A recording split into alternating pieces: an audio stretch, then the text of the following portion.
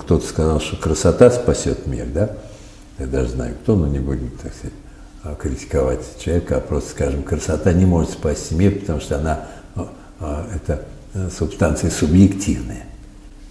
Ну, одному это красиво, другому это красиво. Ей надо увидеть полное какое-то безобразие там на сцене, говорит, о, как это здорово, кто-то. Ну, вкусы разные. Да. А вот по поводу доброты есть понятие, что это вот доброта здесь спасет мир. Доброта объективна, а вот красота она субъективна, поэтому все по поводу красоты, ну, спорить можно в любой момент. Но если добрый поступок, все мы понимаем, что это добрый, правда?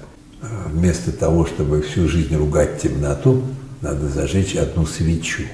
Вместо того, чтобы заниматься тем, что вот это плохо, там плохо, это можно много чего найти плохого. И, кстати, у вот этой негативной стороны, вот темнотой называемой, да, у нее есть такое свойство, ее начинаешь даже ругать, а ей нравится, что ее ругают.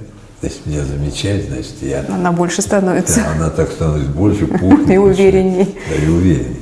А если вы зажигаете свечку, это, ну, доброе дело сделали. Одно доброе дело, другое. Не обязательно по одному в день, можно и 5 добрых дел сделать. И чем больше вы таких свечей ставите, вы отодвигаете темноту. Она, так сказать, ну, свечи же отгоняют темноту.